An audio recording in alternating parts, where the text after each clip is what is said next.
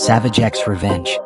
Alright, buckle up, folks, cause you're about to enter the world of Savage X Revenge, where broken hearts don't just heal, they get even.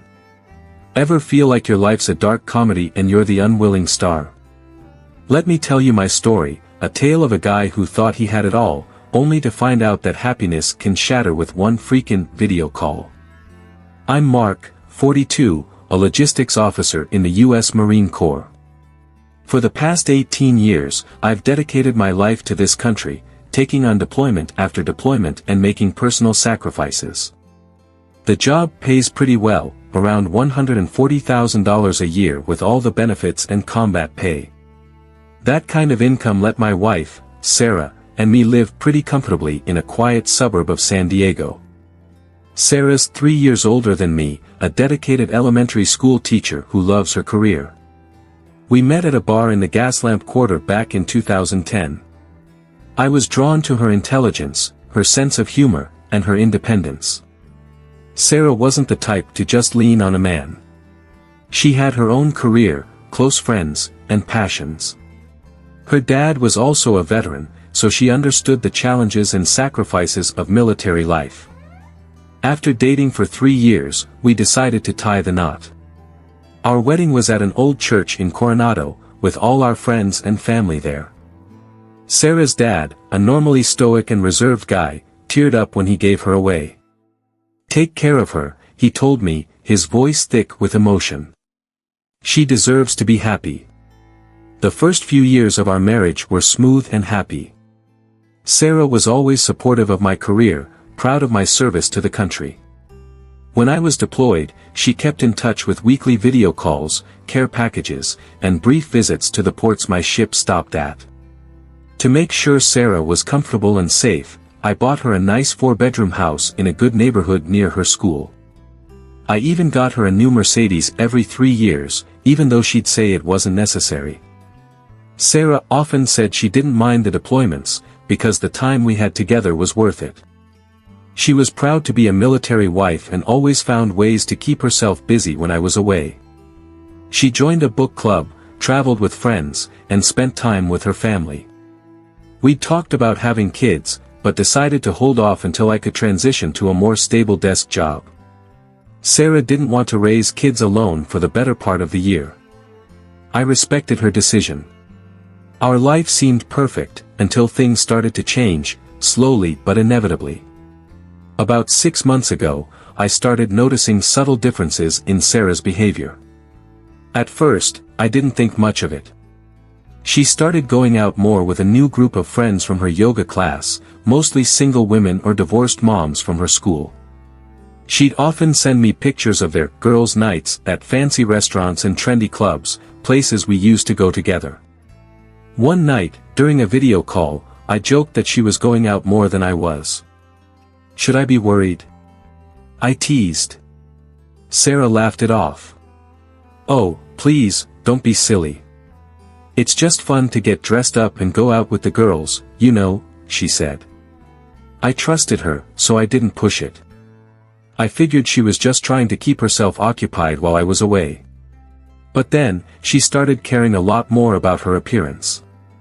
She bought expensive clothes, got her hair done every few weeks, and even signed up for a gym with a personal trainer.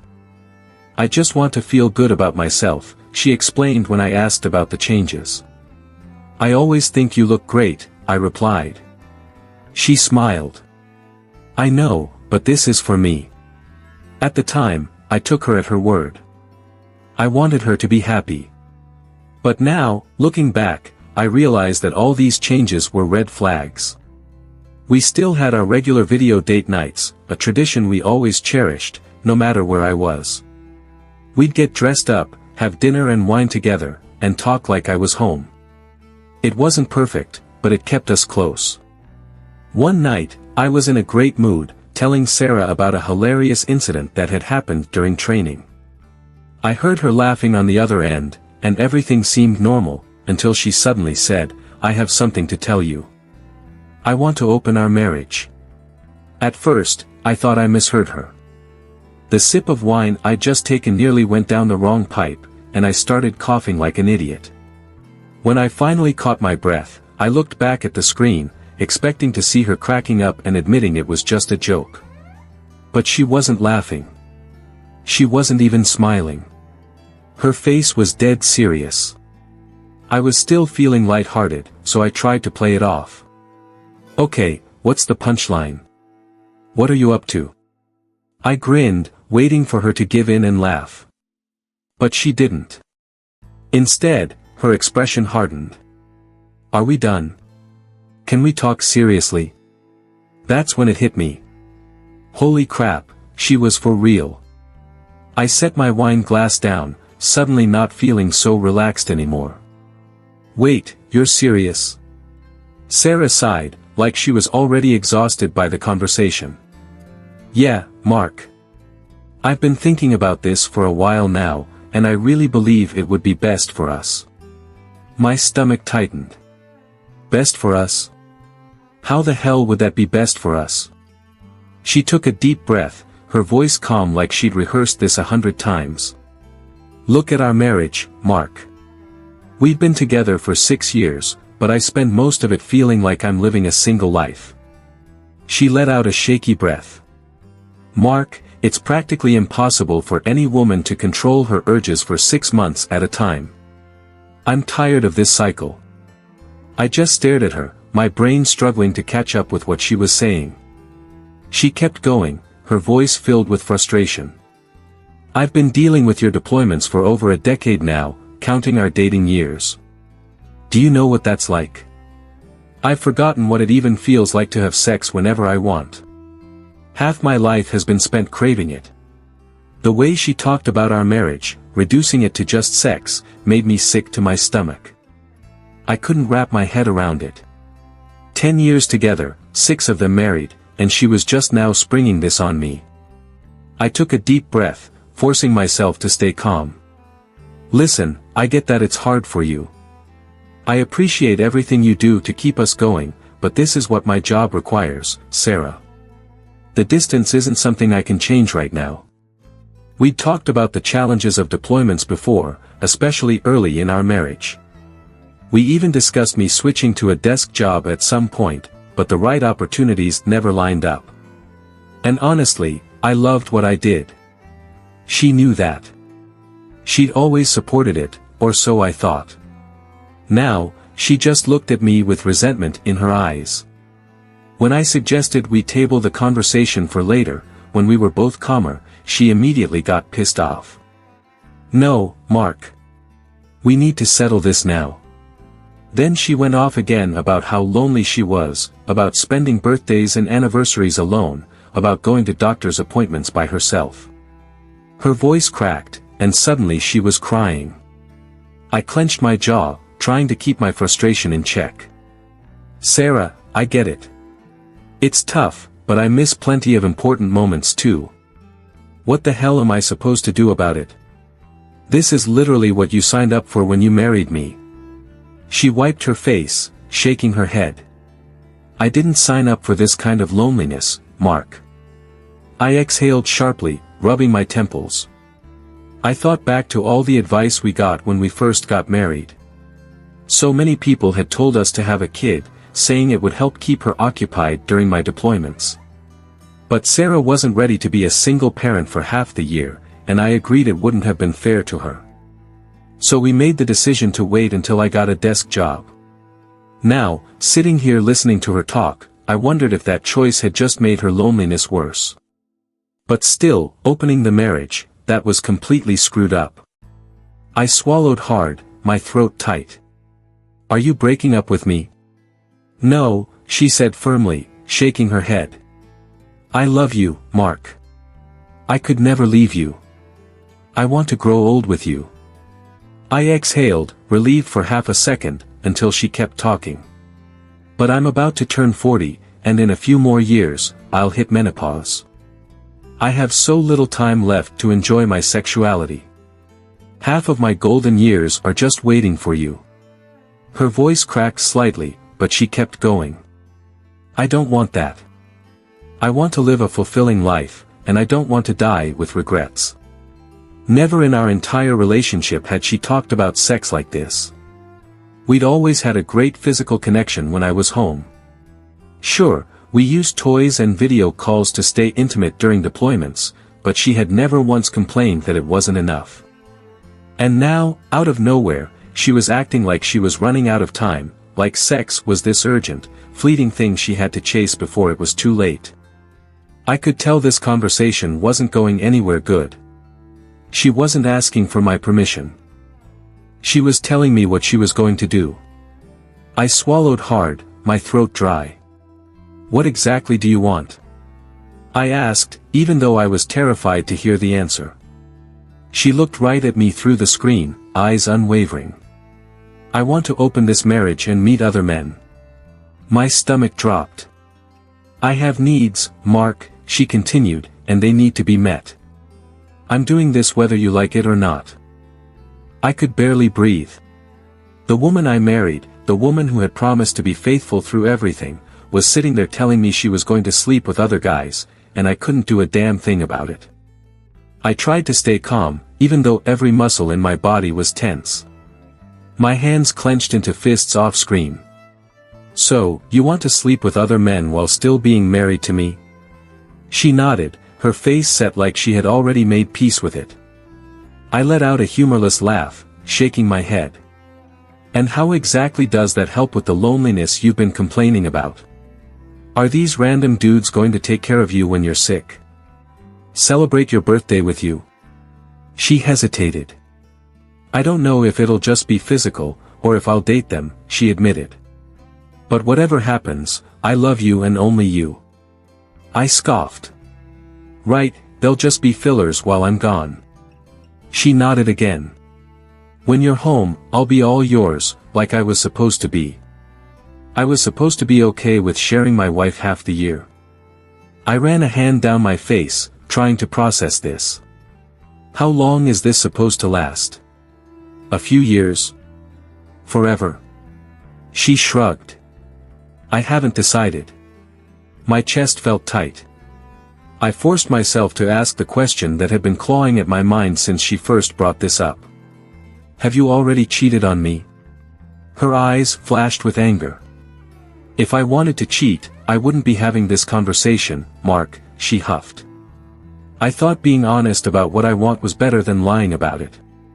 Some twisted logic there. I swallowed my rage and asked, do I have any say in this? Her expression hardened. My mind's made up. If I don't do this, I'll go crazy. I felt a headache creeping in my skull, pounding from the weight of this entire conversation. My hands were shaking under the table.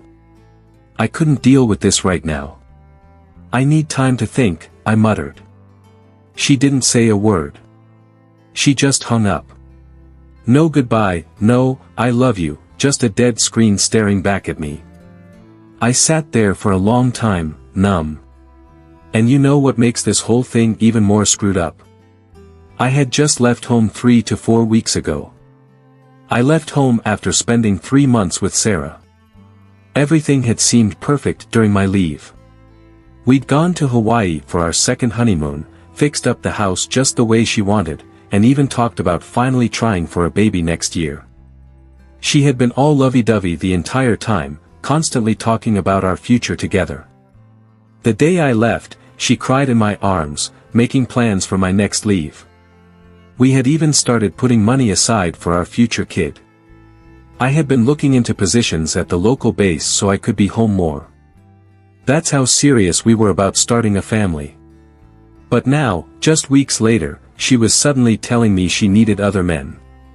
The next day, still trying to wrap my head around it all, I asked her, why didn't you bring any of this up while I was here? We just spent 3 months together, and everything was fine. She didn't even hesitate. I didn't feel the need for other men when you were around, she said simply. That's when it clicked. This wasn't some sudden realization about her sexuality or some midlife crisis hitting all at once. She'd probably met someone, maybe at her new gym, maybe through those single friends she'd started hanging out with more. The timing was way too convenient. Just before I left, she had mentioned this new personal trainer who was so motivating and had been giving her extra attention. I hadn't thought anything of it at the time, but now, it felt like she had been waiting for me to leave to pull this crap. Part of me wanted to believe this was just about loneliness, that she wasn't already cheating, that this was just some misguided attempt to cope with me being away. But I wasn't that naive. My buddy Mike had gone through almost the exact same thing last year.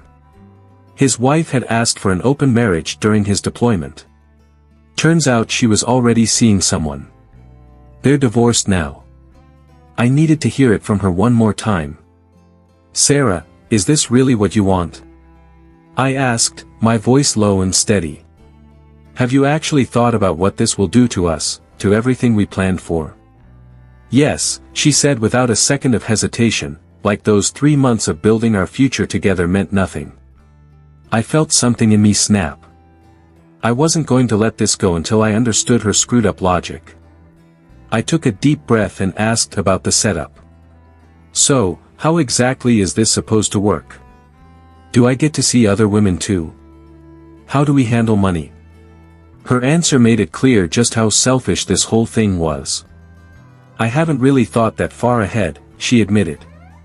"I just want someone for my needs while you're gone, but when you're home, it'll be just us." I let out a dry laugh. "So you get to do whatever you want while I'm deployed, but when I come back, I'm expected to be faithful. You can try stuff during port days," she offered, like she was being generous. "But no seeing other women when you're home. I'll be there." I stared at the screen, disbelief flooding my system. "So let me get this straight. You want an open marriage, but only for you. You get to explore and meet your needs, and I just wait." She shrugged. "We'll see how it goes. Maybe we can close the marriage again once I'm done exploring." I'd had enough. My patience was gone. "Look, this isn't what I signed up for. I wanted a monogamous marriage, but since you've already made up your mind, I won't stop you. Just remember, I'm not going to sit here and take it. There will be consequences." She had the nerve to roll her eyes. "What are you going to do about it?" I kept my voice calm. "First, you'll need to handle your own expenses. No more money from our joint account. Second, we're cutting all communication. I don't want calls or texts while you're busy with your business. And third, I might start seeing other women too, with no rules from you." She giggled, like I had just made some joke. "I knew you'd come around," she said, grinning. "This is going to be fun." Then, in this sickly sweet voice, she added, "I know you won't go too far. How could you leave such a ravishing beauty?" She stood up, reaching for the hem of her shirt, ready to take it all off like she could seduce me into agreeing to this insanity. I shut that down fast. "My conditions start now. Have fun." Then I hung up. That was it. That was the moment I stopped giving a damn about her. At first, she kept trying to reach out, but I ignored everything. Then she started posting these obvious date night photos and vacation pics. She didn't show the guys, but come on, a hot tub selfie with rose petals, candles, and 2 wine glasses. It wasn't hard to figure out what was going on. Her sister texted me one night, asking if I knew what Sarah was doing. I told her straight up, "Your sister opened the marriage without my consent because she's lonely between her legs." That must have set her off, because not long after, Sarah blew up my phone. But by that point, I couldn't care less. My next shore leave starts next week, and I've already got my brother looking for an apartment. I told him and my parents the whole story, not sugarcoating anything. They were shocked, but they had my back. I also hired a lawyer to start working on my case. I'm not rushing anything. I want to do this right. I've got plans to make her regret every choice she's made. I'll update you during my leave or after I get back, but for now, thanks for listening if you've made it this far. Betrayal doesn't destroy you, it's how you react to it that defines your future. After that fateful night, my world felt like it was spinning out of control. Sleep was a distant memory. The image of Sarah, with that resolute look on her face as she declared her desire to explore, haunted me. The feeling of betrayal, of being used and taken for granted, consumed me. I'm a soldier, I'm used to facing danger and injustice, but this was a completely different kind of pain, a deep wound to my heart and my beliefs. I knew I had to take action, but I didn't know where to start. I called Mike, the buddy who'd gone through a similar situation. He was divorced and trying to rebuild his life. "Listen, Mark," he said with a weary voice. "The most important thing is to protect yourself. She broke her vows, she disrespected you. Don't let her keep taking advantage of you." Mike's advice helped me make a decision. I wouldn't let Sarah make me a laughingstock. I wouldn't accept an open marriage, and I wouldn't allow her to comfortably explore while I suffered through the pain and loneliness. The next day, I contacted my brother, David. David's a successful lawyer in San Diego. I told him the whole story, holding nothing back. "I want a divorce," I told him. "I want to protect my assets, and I want to make sure she can't take advantage of me anymore." David was shocked when he heard my story. He and his wife, Emily, had known Sarah for years. They'd always thought Sarah was a great woman, intelligent and trustworthy. "I can't believe it," David said. "I'm sorry you're going through this, man. I'll help you in any way I can." David recommended a divorce attorney, Jessica. Jessica was a strong, smart, and experienced woman. She listened carefully to my story and gave me some practical advice. "First of all, we need to cut off her finances," Jessica said. "You need to close the joint account and stop paying for anything for her. Second, we need to gather evidence. Any texts, emails, or photos proving she cheated or intended to cheat can help your case. And finally, you need to prepare for a fight. She might not accept the divorce easily." I followed Jessica's advice. I closed the joint account, changed the passwords to all my online accounts, and started gathering evidence. I also stopped contacting Sarah. I didn't want to talk to her, I didn't want to hear her explanations, and I didn't want to be manipulated by her. While I was trying to get everything in order, Sarah kept calling and texting me. She cried, begged me to forgive her, and promised she would change. "I made a mistake," she said in one text. "I don't want to open the marriage anymore. I want us to go back to the way things were." I ignored all her texts and calls. I didn't believe her promises. I knew she was just trying to manipulate me to get what she wanted. One night, when I was trying to sleep, my phone rang again. It was Sarah. I was going to ignore it, but then I got a text from Emily, David's wife. "Mark, you need to answer the phone," Emily wrote. "Sarah's here, and she's really upset. She says she needs to talk to you." I sighed and picked up the phone. "What do you want, Sarah?" I asked, my voice cold. "Mark, I'm sorry," she said, her voice trembling. "I did a terrible thing. I don't know what I was thinking. I love you, Mark. I don't want to lose you." "You made your decision, Sarah," I said. "You said you wanted to open the marriage, and you have to live with the consequences of that decision." "But I've changed my mind," she said. "I don't want other men. I just want you." "Too bad, Sarah," I said. "You had your chance to say that, but you didn't. Now it's too late." I hung up and turned off my phone. I didn't want to hear anything else. I'd made up my mind, and I wasn't going to change it. The next few days passed in tension and uncertainty.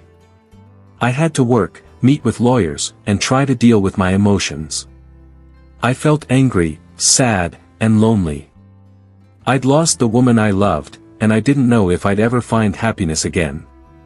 I reached out to family and friends for support. My parents were very worried about me. They'd always liked Sarah, and they were shocked to hear what she'd done. "Son, you deserve to be happy," my mom said. "Don't let her ruin your life." David and Emily were also there for me. They helped me gather evidence, gave me legal advice, and just listened to me vent. "I know this is tough," David said. "But I believe you'll get through it. You're a strong and resilient guy. You'll find happiness again." After a few weeks of preparation, my lawyer and I were ready to file for divorce. Jessica gave me a copy of the divorce papers to review. I read it carefully, making sure everything was accurate and fair. When I signed the last page, I felt a sense of relief mixed with sadness. I was officially ending my marriage. A few days later, Jessica served the divorce papers to Sarah. I wasn't there when she received them, but I could imagine her reaction. I knew she'd be angry, hurt, and probably try to contact me. But I was prepared. I'd blocked her phone number, blocked her on all social media, and asked my lawyer to handle all communication between us. I knew the divorce process wouldn't be easy. Sarah might contest the divorce, she might try to demand more money than she deserved, and she might try to drag out the case as long as possible. But I was ready for anything. I was determined to protect myself and rebuild my life. While I was waiting for the court date, I decided to focus on myself. I started working out more regularly, eating healthier, and spending time on my hobbies. I also started meeting new people and participating in social activities. I realized that I'd spent too much time focusing on my marriage, and I'd neglected other aspects of my life. Now, I had the opportunity to explore new things, to pursue my passions, and to rediscover myself. I posted photos of my new activities on social media. I wanted to show Sarah that I wasn't miserable and lonely like she thought. I wanted to show her that I was living a better life than ever. And it seemed to be working. Sarah started sending me messages filled with regret and jealousy. "What are you doing?" she wrote in one text. "Why are you hanging out with other women? Don't you love me anymore?" I ignored her messages. I didn't want to explain anything to her. I'd made up my mind, and I wasn't going to change it. Finally, the court date arrived. I felt nervous and anxious, but I was prepared. I trusted my lawyer, and I believed that justice would be served. Sarah arrived at the courthouse with her own lawyer. She looked thin, pale, and desperate. I felt a pang of pity for her, but I didn't let it affect my decision. The hearing lasted for several hours. Sarah's lawyer tried to prove that I was at fault for the divorce, that I hadn't cared for Sarah, and that I hadn't provided her with enough money. But my lawyer countered strongly. She presented evidence that Sarah had requested an open marriage, that she had cheated, and that she had wasted our money. In the end, the judge issued a ruling. He ruled that our marriage would be dissolved, that I would retain the majority of my assets, and that Sarah would not receive any alimony. I felt an incredible sense of relief when I heard the judge's ruling. The battle was over, and I'd won. After the hearing, Sarah tried to approach me. She cried, begged me to forgive her, and promised that she would change. "Please, Mark," she said. "Give me another chance. I'll do anything to get you back." I looked at her coldly. "You had your chance, Sarah," I said. "But you missed it. Now it's too late." I turned and walked away, never looking back. I knew I was doing the right thing. I had to protect myself and rebuild my life. A few months later, I had completely recovered from the divorce. I had a new job, a new apartment, and new friends. I felt happier and more free than ever before. I learned an important lesson from this experience. I learned that love and trust are precious things, and they should not be taken for granted. I also learned that sometimes, you have to let go of people who don't deserve you, so that you can find true happiness. I didn't regret anything. I did what I had to do to protect myself. And I knew that I would never let anyone take advantage of me again. But it didn't end there. It was just the beginning. Betrayal doesn't destroy you, it's how you react to it that defines your future. As time went on, my life settled into a new rhythm. I moved into a swanky apartment downtown, enjoying the modern amenities and the killer view. My new job at a civilian logistics company was also going great. I was doing what I did best, managing supply chains and coordinating operations, without having to be away from home for extended periods. I started dedicating more time to myself, taking cooking classes, learning to play the guitar, and even trying my hand at painting. I also made friends with interesting people who shared my hobbies and passions. My life no longer revolved around Sarah, and I felt freer than ever. However, the past hadn't quite released its grip on me. Sarah kept trying to contact me, sending emails, texts, and even calling at odd hours. I'd blocked her number, but she kept using different ones. I asked my lawyer to send her a cease and desist letter, but she still wouldn't stop. One evening, while I was walking in the park near my apartment, I unexpectedly saw Sarah. She was standing waiting for me at the entrance, her face gaunt and her eyes shadowed. "We need to talk," she said, her voice pleading. I started to walk away, but she grabbed my arm. "Please, just give me one chance. I know I messed up, but I'm truly sorry. I want to fix things." I looked into her pleading eyes, and a fleeting moment of pity flickered within me. But I quickly extinguished it. I couldn't trust her anymore. She'd lied to me too many times. "There's nothing to talk about," I replied, my voice cold. "You destroyed our marriage with your own hands. Now leave me alone." I yanked my arm away from her grip and walked off. I heard her calling after me, but I didn't turn around. I knew that if I stopped, I'd be manipulated and used by her again. The official divorce hearing was drawing near. I was prepared for any scenario. Jessica had assembled all the necessary evidence to prove that Sarah was at fault for the divorce, and I was confident we would win the case. However, something unexpected happened. A few days before the hearing, Sarah's lawyer contacted Jessica and proposed a settlement. Sarah agreed to give up all claims to our assets, as long as I didn't publicize any personal information about her. I was surprised. I thought Sarah would fight tooth and nail, but it seemed she'd realized she didn't have a chance of winning. I asked Jessica for her opinion, and she advised me to accept the settlement. "This is a good outcome for you," she said. "You won't have to spend any more money and time on a drawn-out trial, and you'll be protected from having your personal information made public." I thought long and hard about it and finally decided to accept the settlement. I didn't want to keep living in the past. I wanted to end everything and move on. On the day of the hearing, Sarah and I signed the settlement papers. Everything went quickly and smoothly. As I walked out of the courthouse, I felt like a huge weight had been lifted. I was officially divorced. The months that followed passed in peace and quiet. Sarah no longer contacted me. I didn't know where she was or what she was doing. All I knew was that she was gone from my life forever. I started dating again. I met some interesting women, but I still hadn't found the right one. I wasn't in a hurry. I wanted to find someone who truly loved and respected me, someone I could build a bright future with. One evening, while I was attending a charity event, I met a woman named Olivia. Olivia was a talented and beautiful cardiovascular surgeon.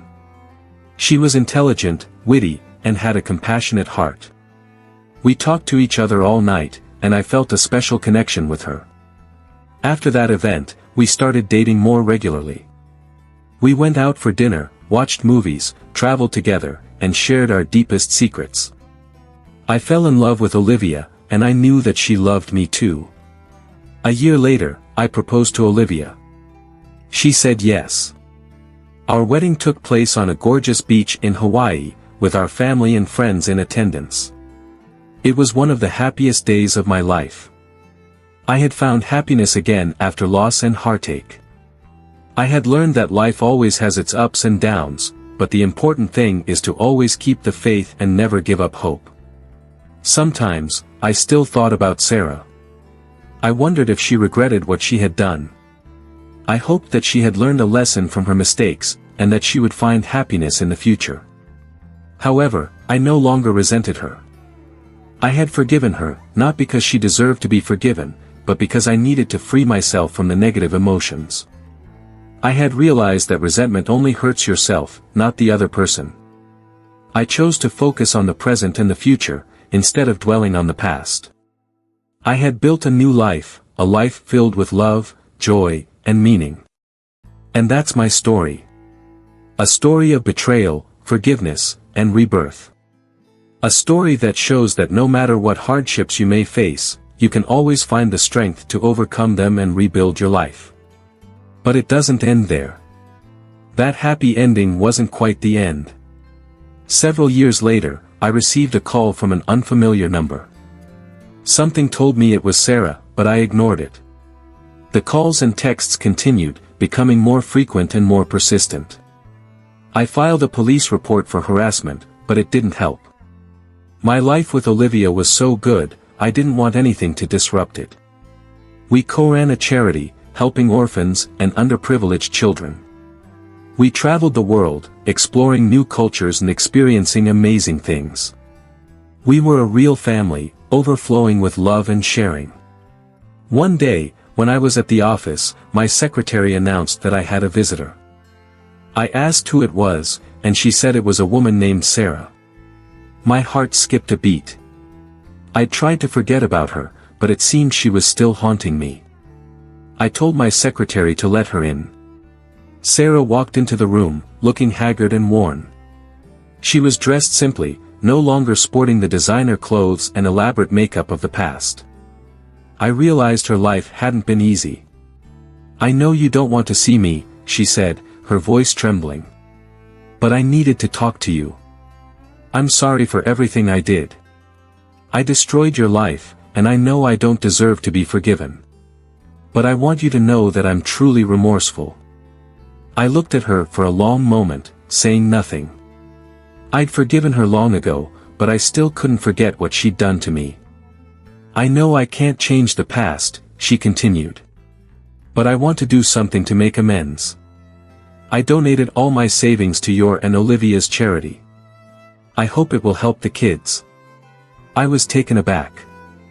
I hadn't expected her to do that. "Thank you," I said. "I appreciate that.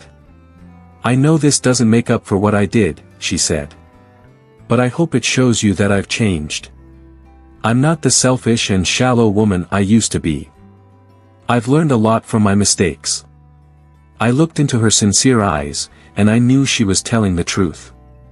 She was genuinely remorseful and wanted to make amends. "I forgive you," I said. "I forgave you a long time ago. I hope you find happiness in the future." Sarah smiled, a sad but sincere smile. "Thank you," she said. "You've given me hope. I'll never forget that." She turned and walked away. I watched her until she was out of sight. I knew this was the last time I would ever see her. I went back to my desk and continued working. But in my heart, I felt a sense of peace and serenity. I had let go of the past and was fully focused on the future. My life with Olivia continued to be happy and fulfilling. We had built a loving and supportive family together, and we had helped thousands of underprivileged children. I had found true happiness, and I knew I would never let it go. Betrayal doesn't destroy you, it's how you react to it that defines your future. Do you agree with this quote? Have you ever faced betrayal in your life? How did you overcome it? Share your story in the comments below. If you enjoyed my story, remember to like and subscribe to the Savage X Revenge channel so you don't miss other exciting revenge stories. And remember, no matter how difficult life gets, you can always find the strength to overcome it and rebuild your life. Thanks for listening.